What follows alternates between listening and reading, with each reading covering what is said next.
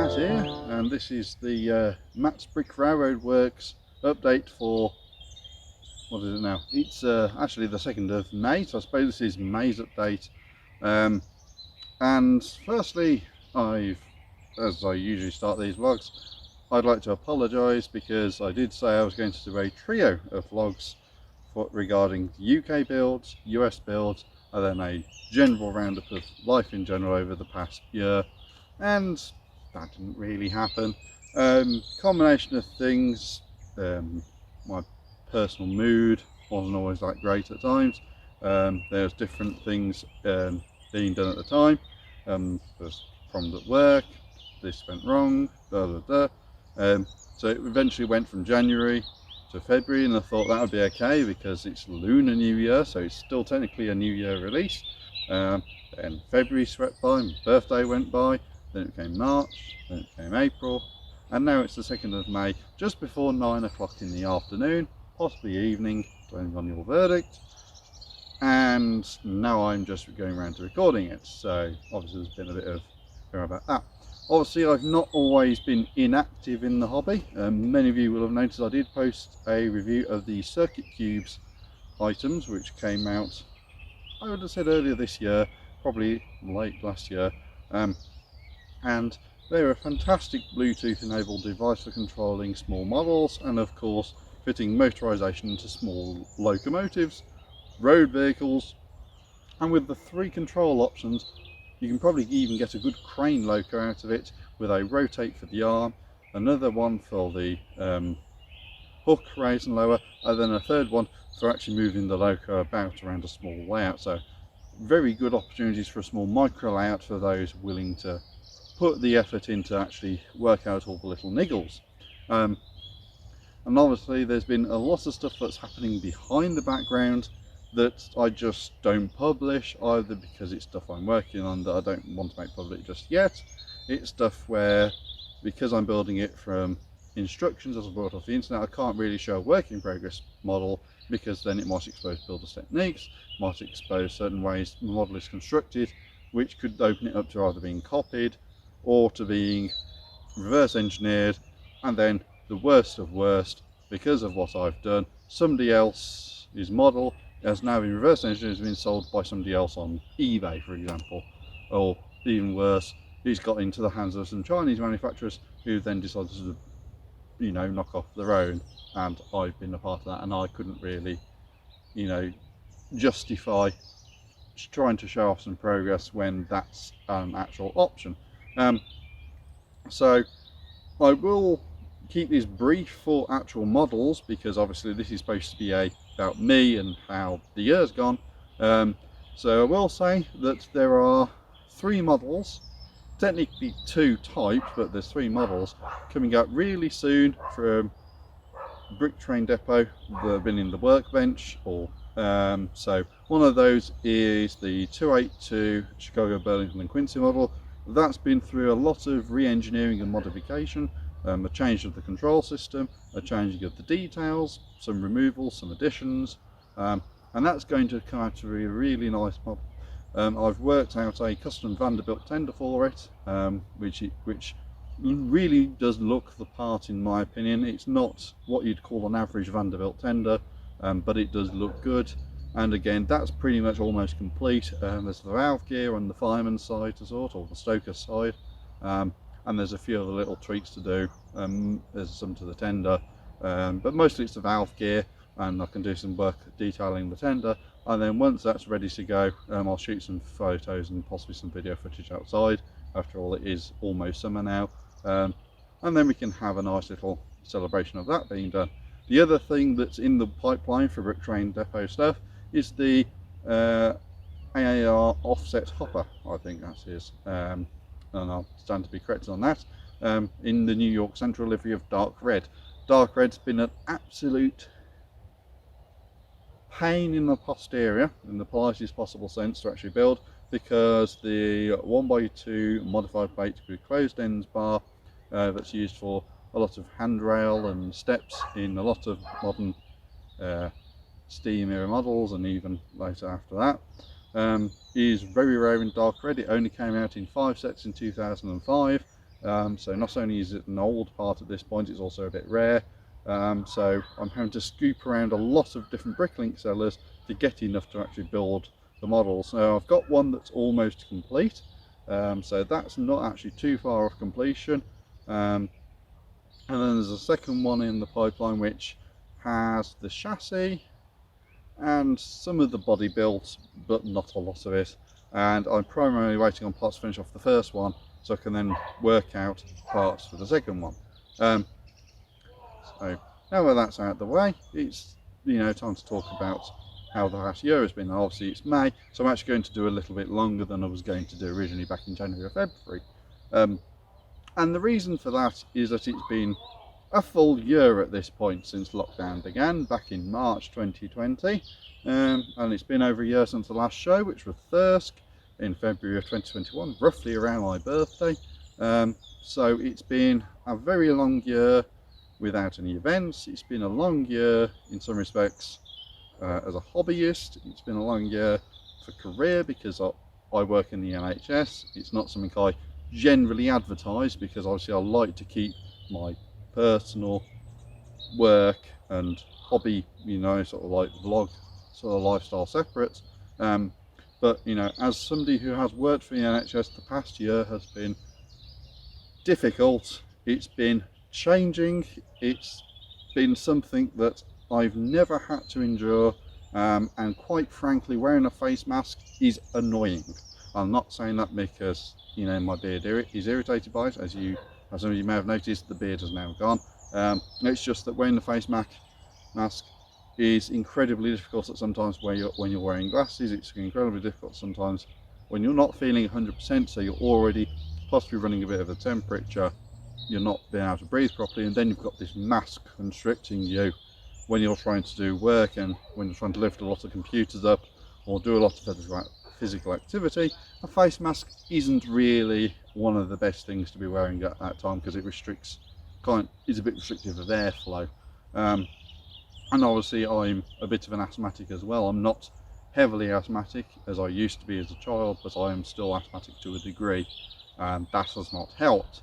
It has been a very stressful year as well, which is again another reason why sometimes I'd be up for doing a vlog or a video and then it's just been way away because quite frankly I just can't face looking at the camera and talking about things.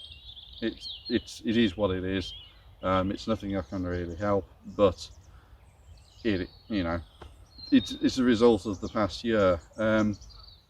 Socially, of course, as per most people, it's been a difficult year for that because obviously socialisation options have been limited.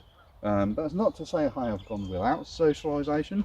There's been Fridays and nights and Saturday nights which have been doing game nights with people I know and friends, which is always good. There's been virtual stuff from the LUG, so my main LUG Brick Central obviously does LUG events for LUG members via Facebook and Zoom. There's been the LNU Online podcast, which I'm the editor of and producer of, so recently I just published episode 14 to Libsyn, so that'll be coming out on YouTube soon. And the podcast has been one of the things that really has been both a blessing and a curse. It's been a blessing because it's been great. We've been getting publicity as a train group. We're getting quite a lot of good guests. We're getting stuff out. We're getting previews of stuff like the Lego train book that came out around Christmas time last year, and it's quite good in that sense because you're meeting all these different people, and it's been a sheer pleasure, being on the podcast and working with so many talented and not so talented individuals, shall we say. But it's been a bit of a curse because I'm also the editor, so I'm on it, but I'm not on it, if you know what I mean. I'm on it, but primarily from a recording perspective. And generally speaking, I don't actually talk a lot except for certain sections. So you'll probably find a lot of me in the technical sections, and in sections where they might need some more knowledge or where they need some prototype knowledge, which I can backfill.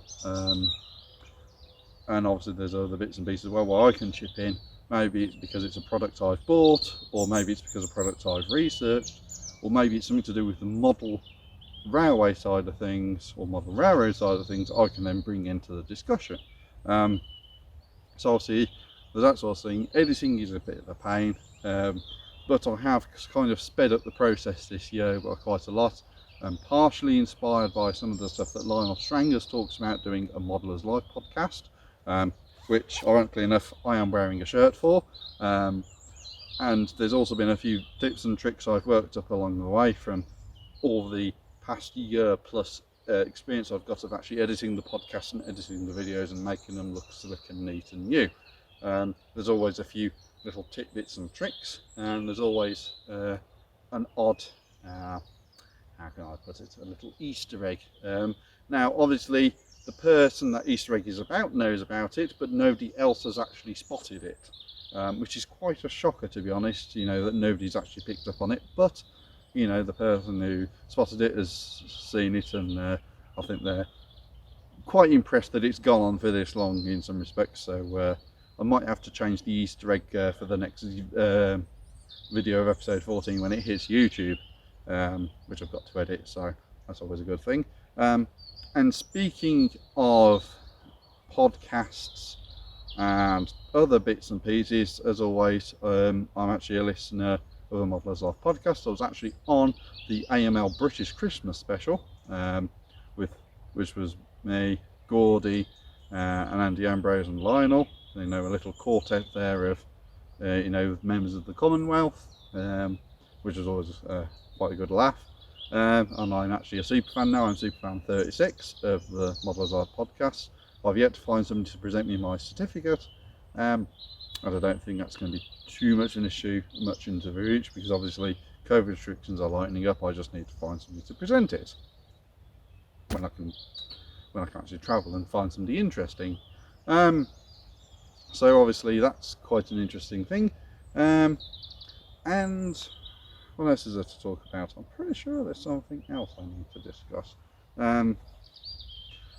Yeah, so obviously I talk about Modeller's Life and moving on to model trains.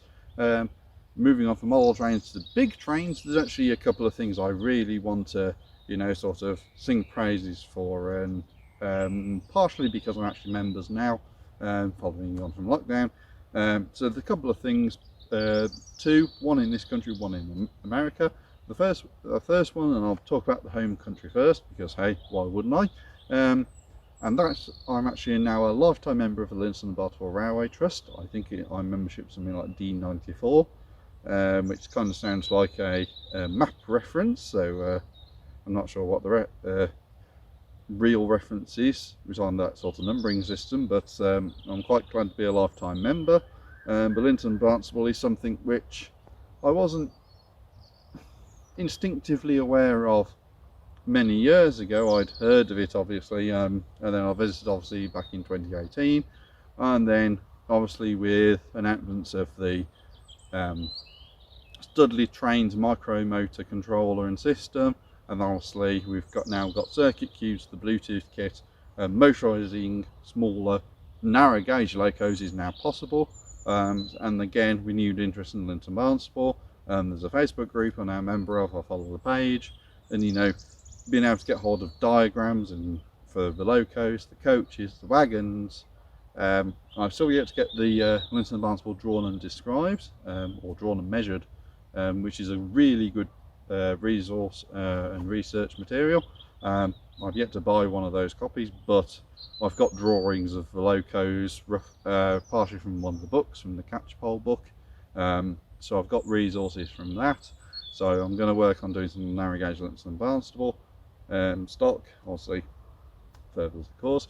And the other thing is that, and moving across the pond to America, is that I'm now a member of the Pennsylvania Railroad T1 Trust as well, which is the 5550. That took a lot of money over several months, and I got a really nice print of a painting, which I'll put photos of in a bit, and also a little letter, so that congratulations and thanks for being a member. So that is something I'm really looking forward to having complete at some point. It should hopefully be complete within my lifetime, but obviously it's as funds allow. So obviously we've got the tender, the cab is built, we've got a good portion of the boiler and some of the surrounding, we've got the front shroud. So the loco itself is getting built quite a lot, and the initial plan, from what I understand, was actually to assemble at least the front half of the engine, like the actual engine part, and then you can actually tow it on a little trailer. So there's a little dolly underneath the cab, and that section, and then you'd obviously have some of the frame to actually maintain some rigidity, and obviously then you can tow it around to shows and, you know, sort of announce how we're doing it and blah blah blah. So that's quite an interesting thing I'm proud to be a member of. I've also paid up for some of the drawings that needed to be computerized, the lettering and that sort of stuff, so they've actually paid for. So at some point when it actually gets complete, there'll be a little plaque and it'll say Matt Dawson or Matthew Dawson on there, and that of course is my little contribution to railway technologies both now and in the future. And I think that pretty much covers it, to be honest. It's been a very much a strange and difficult and weird year. 2021 looks like it's going to start picking up again reasonably soon. I've actually booked time off work to go on holiday, which is a bit of a strange thing to be kind of announcing, but the last time I left the house for anything other than work, shopping, and some brief local socialisation, so an actual holiday, would have been Thirsk, which isn't really a holiday in my mind. It's a show, so I wouldn't really class it as a holiday, not with you know, some of the stresses that are involved in attending something like that. So yeah, that's it.